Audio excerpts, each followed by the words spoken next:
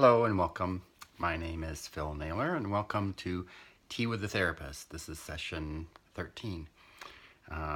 Juxtaposition of the day's date, which is March 31st, 1-3 instead, or 3-1 instead of 1-3. I don't know what that means, but anyway, there we go. It's the last day of March. April is tomorrow, and April always means spring, and yet it's snowing out there. Well, what a time for just to pull up a nice cup of tea. Just get your nice cup of tea and just join me for this little bit of solace in this day that we have. Anyway, again, my name is Phil Naylor. I'm a psychotherapist, and I'm doing these videos every Sunday, just as my way of kind of reaching out to the world, just to kind of share my ideas about mental health, about how we work psychologically, and just about areas of interest of all things psychological and in that realm of things. So I'm hoping that these bits of information are going to help people understand what we're all about and help give us some tools to move forward, because we don't get a lot of education like this in anywhere. We don't get it in school. Nobody seems to, there's not a handbook or a manual. And so I'm doing my little bit to share what I've learned over my lifetime, but I suppose 30 years some odd in human services, 20 years in mental health specifically. And I've been in private practice for about the last 7 years. And so I've learned a lot about things and people and how the psychological theories are out there and what works, what doesn't, all those things. So I should just do a little proviso. This is, I'm not representing the discipline of psychotherapy or how all psychotherapists work. These are my views based on experience, training, and a whole bunch of other things. And I'm sort of sharing my point of view. And also, this isn't therapy, just so you know. I'm not providing therapy. This is strictly information and education that hopefully you guys will benefit from. Anyway, enough of that. What am I talking about today? I'm talking about reinventing yourself, and that's another common word is of transformation. And actually, transformation and change is really what psychotherapy is all about in the end. Is that we need people come to therapy because they've got something has happened or some problem in their life that their previous tools and ideas are no longer helping. So there could be some sort of external event, could be some issue in a relationship, a job, a life change that's happening that are throwing people. They don't know how to cope with stuff. They don't know what to do. Their old ideas aren't working. Or there may be an internal event. They may notice that they're anxious or depressed. They're not functioning well. Can't manage their emotions, something like that. Often those are related to external events too. And not everybody recognizes that they're related to external events, although we often do. But anyway, that's part of our jobs, is to help people make connections between how are they doing now versus what's been happening. Sometimes that's very obvious. Sometimes it's not so obvious. So anyway, so people come to us because something's not working. They're not working, their situation isn't working, and so something needs to change. Something needs to change, and as therapists, we can't change what's going on out there. We can only help people change what's going on in here or how they're managing the situation differently. So people need to be doing something different. Differentness needs to happen. And so we're about helping people to help that differentness happens. And often true transformation comes when we change ourselves in response to a situation, that all of our old stuff, old beliefs, ideas, theories are no longer working in the world, and we need to recalibrate that stuff and adapt a whole new way of looking at things in order to manage that particular change. That's real sort of evolution. So, so that's what we do, transformation and evolution. And sometimes, as I said, reinventing ourselves. So for me, this transformational process happens in kind of 4 general steps. This is kind of how I do therapy, if you were to kind of break it down into its simplest form. Is one is to first understand the roots of it. You know, where did this come from? Why did you get here in the first place? So we need to do a little bit of a history. You know, let's sort of take an inventory of what's happened. Very often this goes right back into our early childhood, and I've talked a little bit about this before, talked about the ACE questionnaire, Adverse Childhood Events Questionnaire, because childhood is so important because it forms the foundation of our belief system, how we see the world, how we see ourselves, the world, and other people. And that's often the thing that comes in conflict with what's going on out there to create real problems inside, because our old way of looking at things that is instilled on us from a young age just isn't working anymore. So we want to examine that. We say, well, what's all this about? Where did this come from? How are you thinking? Where'd you get that thinking in the first place? Where did these ideas come from, and why are you struggling now? And sometimes that's obvious, sometimes it's not so obvious. But even making it obvious, making it known, okay, now we understand the roots of this thing, isn't going to change it, often doesn't change it. But it is useful. It's useful to kind of understand. It's a useful step in allowing change to happen. So we need to understand first. Secondly is that we have to raise awareness. We have to raise awareness of how these unconscious patterns, and usually especially the rural childhood developed issues, are operating on an unconscious level. We're really not aware of them consciously. They're just kind of, we just act. We just find ourselves acting and feeling certain ways, and that's how we know something's going on. But we're not really sort of delved into the real thought processes. So examining those roots help us to understand, but then we have to be aware of it. We have to be aware, how is this operating now in my life? Because the past is only relevant in terms of how it's operating in the present. How is it operating in your present? And we have to catch ourselves in our little repeat patterns, because we are creatures of habit. We develop habitual forms of thinking, belief systems, reactivity patterns. And even those are unconscious for lots of us. We have to sort of step back and say, oh, I'm doing that. Oh, here I'm reacting like this again. And what am I thinking? And so we have to get people to be aware of what's actually going on for them right now. And they have to practice being aware of that.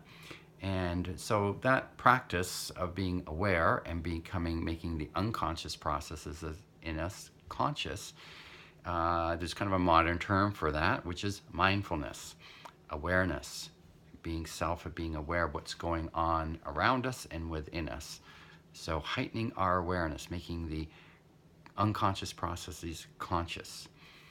And even that's not enough, usually, to make change. Then because we can be really aware of it, but keep doing it anyway. So we really need some tools to help us shift. So that's when we apply particular tools to help us get out of stuck states. And I think I've talked about this in previous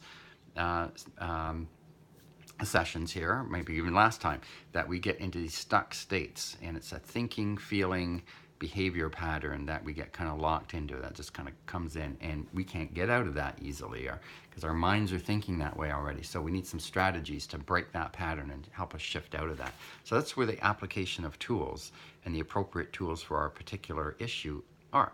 That's what often a therapy orientation is, of CBT or whatever the particular or mindfulness-based psychotherapy, whatever it is, DBT. Those are just tools to help us to make shifts out of the stuck patterns that we're in. And that's often a key thing. But sometimes missing the previous 2 steps is a mistake if we go right into techniques and strategies and tools. And I like to not stick with any one particular strategy or technique. I like to give people a variety of tools and techniques. One of my favorites, of course, is hypnosis, because it makes it easy for people to make changes. It's hard to think our way out of a lot of the stuff where we do with hypnosis. Gives us a leg up. It lets us kind of process information faster because we work directly with unconscious processes. That's another time. And finally, I think that an important final stage is to have a vision of moving forward. What is it that you're moving towards? What is it to create a positive vision of yourself? You have to have a new vision of what your life is, where you're heading, and yourself. Perhaps even your value structure, what your sort of principles are. What are your new goals? And so we have to develop this vision to move forward to, and that's often a step that's also left out, is where are we heading? Because it's not enough to just say stop doing what you're doing, stop being how you were. You need a new way. Your brain needs a new place to orient, to focus to. And I have an analogy for that of captain and crew of a cruise ship, but I won't go into that. Maybe I've talked about it before, I don't remember. But anyway, the captain needs to direct the ship, and it needs to set a destination. And once the captain sets that destination, captain being our conscious mind, our unconscious processes will start to follow. The crew will jump on board and help to move us in that direction. But it's important to formulate that vision of where we're heading. So those are the 4 steps that I kind of utilize in one way or another. Is understanding where a particular issue came from. That means examining the history, the recent history, and possibly distant history of our thinking and thought processes. Raising awareness, becoming very aware of our patterns that are in operation, using tools and strategies to shift out of our old patterns, and then finally having a positive vision to move towards, a positive vision of ourselves or the world that we want to inhabit. Okay, so now I came across a book. I often recommend a book. There's a couple of books that I kind of generically recommend to people to read because they're helpful in helping us in some of these processes. One is The Power of Now by Eckhart Tolle. He has another book, that A New Earth. I often recommend one or both of them. And the other is The Four Agreements by Don Miguel Ruiz, and he's got several variations. I think he's got the Fifth Agreement, and both have kind of variations on that. But that's a very different book than Power of Now. Power of Now is kind of about mindfulness, essentially, as one way of terming it. But the Four Agreements, and I don't focus so much on what the book's all about, which are the actual Four Agreements. They are useful agreements, especially I focus on one. Don't take anything personally. Anything that anybody else ever does isn't about you or because of you. You don't have to take it personally, even if they're trying to make it personal. But that's another thing. So a lot of people focus on the actual Four Agreements, but I was kind of always interested in the other parts of the book, the kind of background story of the book, which kind of in a way parallels what I've been talking about, but uses different language. So let me tell you the story about Four Agreements, at least from my perspective.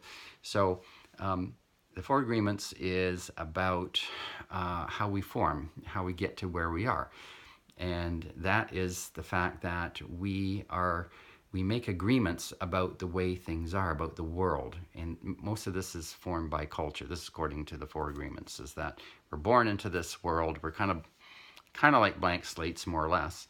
And we're kind of, given lots of information about the way the world is through our family, through our culture. They say this is the way it is, that's the way it is. When we're kids, we're kind of not, we don't have our critical faculties evolved, and we more or less accept the way the world is. It's like we're born into this situation. Oh, that's just the way the situation is. You don't know anything different, and people are telling you stuff, and you see things happening in the world, and you say, oh, I guess that's the way it is.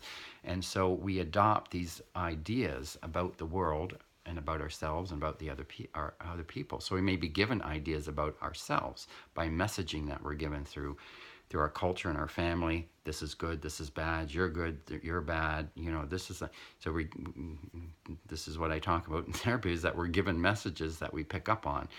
And the Four Agreements say nothing has any power over you unless you agree to it, unless you agree something is true.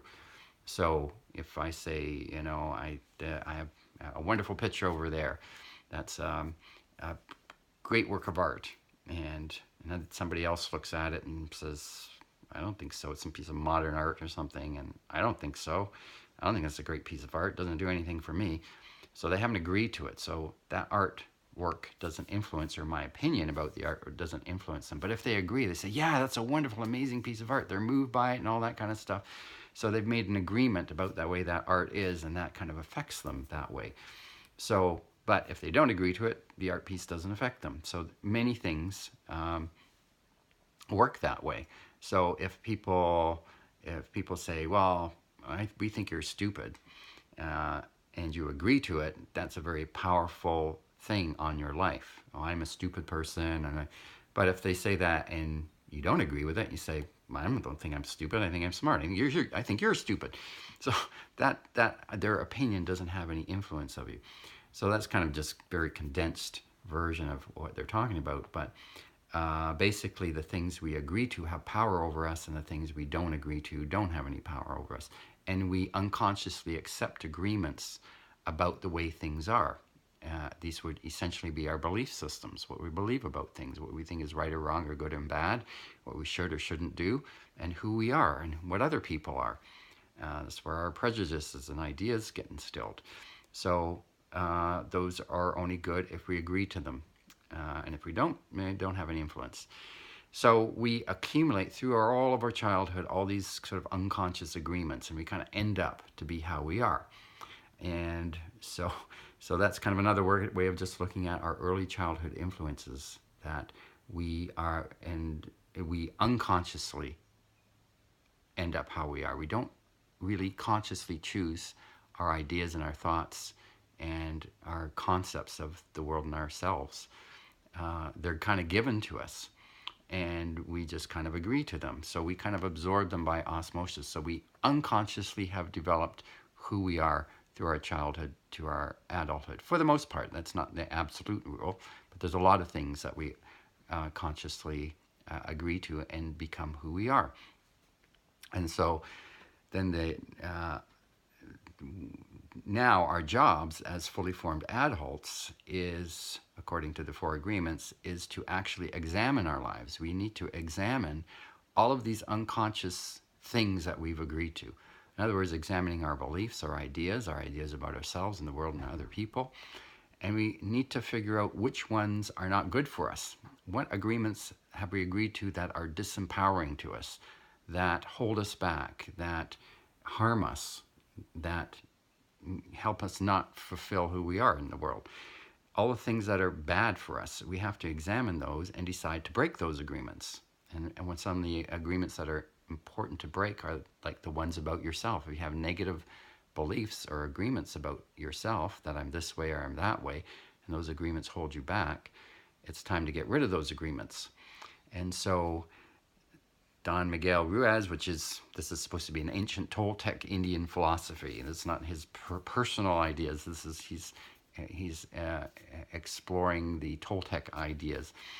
So part of our job as an adult is to break old agreements of who we were and things that disempower, and make new agreements for things that are empowering to us, that help us, not hinder us. And we do it consciously. And so that's what the four agreements are. He presents, these are four ideas that if you agree to them as ways to kind of guide your life, they're empowering and they're helpful, and as opposed to disempowering. So these are helpful beliefs that are going to move your life forward. If you choose to agree with these as ideas, they're going to move your life forward. So essentially what the idea is that we have to reinvent ourselves. We have to decide. So up to our adulthood, we were unconsciously formed. And now as adults, we get to consciously form who we are by breaking old ideas about ourselves and rethinking and recreating new ideas, deliberately making new ideas and new agreements about the world. And so, and he brings in the concept called second attention. So that is when we are essentially, as we're growing up and we're making these agreements, our attention is trained to see things in a certain way. We train ourselves. We're kind of in a hypnotic state, so to speak, to see the world in a certain way and to only see certain things in the world and miss other things. And so second attention is part of the reinventing ourselves, that we have to start to look at things in a different way as well. We have to notice different things about the world and start to train our way of looking at the world in a new way. And so this is really kind of what I do. I guess is helping those stages that I was talking about, is looking at the past, understanding that, and then shifting into a new way of being, having new ideas, new empowering ideas, breaking old patterns that don't work anymore and shifting into new ones. And so we reinvent ourselves, and we do it consciously. We get out of our old unconscious patterns and consciously choose and develop who we are. And when we do that, we transform ourselves. We take a leap out of one old way of being into a new way. So a couple of things that the book isn't that great about is to give you specific tools about how to shift, because actually that part about, training your attention differently and thinking differently, that's a hard part, because we want to shift back into our old ways. So that's why having actual tools to kind of snap ourselves out of the old ways of thinking and being, and then, then allowing us to shift our thought patterns into something new. Those are important steps. And then, of course, having that vision of where you want to go, that's all a part about training the second attention, you might want to say, and deciding who we are by deciding I'm going to go this way, and I'm deciding this about myself and that about myself.